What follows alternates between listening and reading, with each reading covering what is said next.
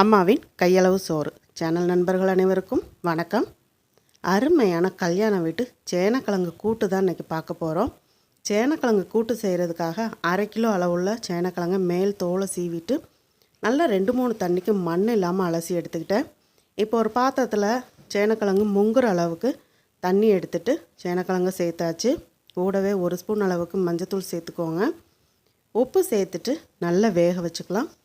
ரொம்பையும் குழையாமல் பக்குவமாக வேக வச்சு எடுத்துக்கோங்க. கல்யாண வீடுகளில் சேனக்கிழங்கு வறுவல், சேனக்கிழங்கு கூட்டுன்னு சொல்லி 2 விதமாக செய்வாங்க. ரொம்பவே டேஸ்ட்டாக இருக்கும் அங்கே சாப்பிட்றது.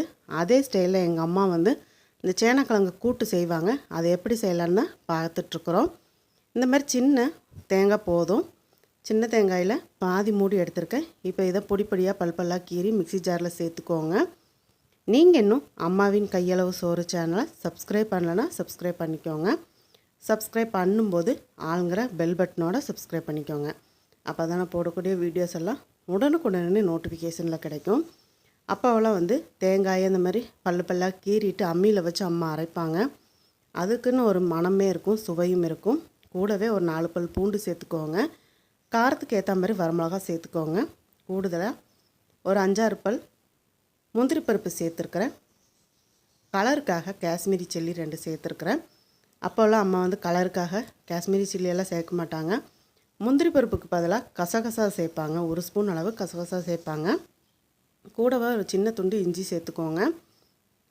சோம்பு 1/2 ஸ்பூன் சேர்த்துக்கோங்க. சேர்த்துட்டு இதெல்லாம் இப்போ நல்லா நைஸாக அரைச்சி எடுத்துக்கலாம். உங்களுக்கு இந்த வீடியோ பிடிச்சிருந்தனா நண்பர்களுக்கு ஷேர் பண்ணுங்கள், மறக்காமல் லைக் பண்ணுங்கள். வீடியோ பற்றின கருத்துக்களை கமெண்ட் பாக்ஸில் சொல்ல மறக்காதீங்க.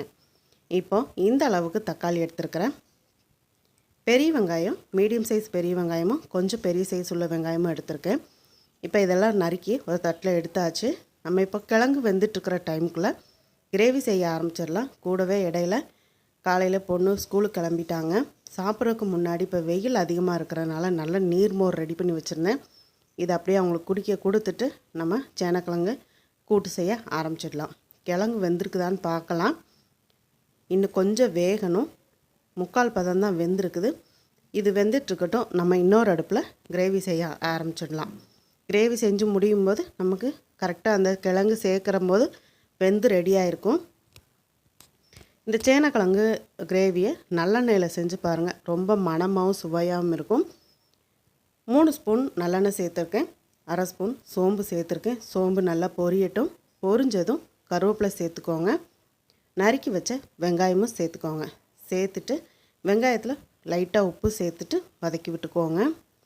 கிழங்குல ஆல்ரெடி உப்பு சேர்த்துருக்குறோம், அதனால் உப்பு கவனமாக சேர்த்துக்கோங்க.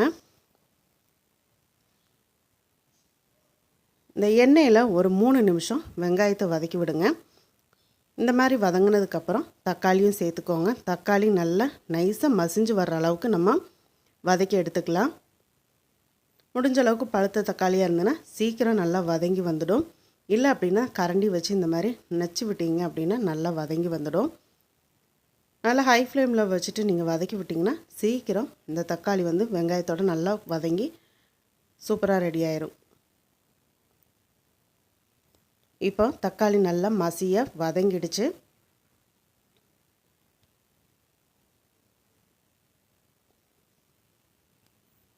இந்த ஸ்டேஜில் 1/2 ஸ்பூன் மஞ்சத்தூள் சேர்த்துக்கலாம். கூடவே மல்லித்தூள் 1 ஸ்பூன் 1.5 ஸ்பூன் சேர்த்துக்கோங்க.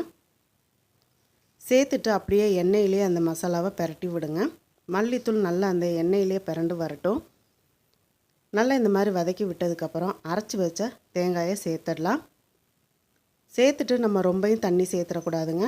ஏன்னா கிழங்கு ஆல்ரெடி வெந்துடுச்சு. மசாலாவோட அந்த ராஸ்மெல் போகிற அளவுக்கு மாத்திரம் நம்ம வேக வச்சா போதும்.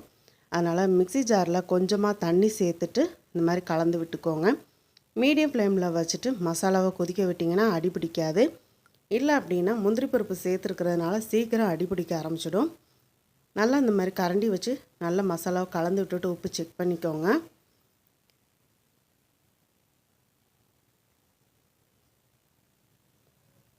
உங்களோட டேஸ்ட்டுக்கு ஏற்ற மாதிரி நீங்கள் உப்பு சேர்த்துக்கோங்க. இப்போ மசாலா நல்லா இந்த மாதிரி ஒரு கொதி வந்துடுச்சு. கிழங்கும் அந்த பக்கம் நல்லா வெந்துருச்சு. இப்போ அந்த கிழங்க சேர்த்துட்டு நல்லா பெரட்டி விடுங்க. மீடியம் ஃப்ளேமில் வச்சுட்டு இந்த மாதிரி நல்லா பெரட்டி விடுங்க. அந்த மசாலாவோட இந்த கிழங்கு இன்னும் கொஞ்சம் வெந்து வரட்டும். இது நல்லா சாம்பார் சாதத்தோட பக்கத்தில் வச்சு சாப்பிட்றதுக்கு ரொம்ப டேஸ்ட்டாக இருக்கும். உங்களுக்கு இந்த கிழங்கு நம்ம பெரிய பெரிய பீஸாக கட் பண்ணியிருக்கோம்னு நினச்சிங்கன்னா நீங்கள் உங்களுக்கு பிடிச்ச மாதிரி நீங்கள் ஸ்லைஸாக கட் பண்ணிக்கோங்க. கிழங்கு நல்லா வெந்திருக்குது. இது தாங்க கரெக்டான பக்குவம். இப்போ லோ ஃப்ளேமில் வச்சுட்டு ஒரு 7 நிமிஷம் விட்டுட்டோம் அப்படின்னா இன்னும் நல்லா அந்த மசாலா கிழங்கோட சுருண்டு வரும். இந்த டைமில் அந்த வேக வச்ச தண்ணியிலேருந்து ஒரு 1/2 டம்ளர் மட்டும் தண்ணி சேர்த்துக்கலாம். சேர்த்துட்டு இந்த மாதிரி மசாலாவை கலந்து விட்டுக்கோங்க.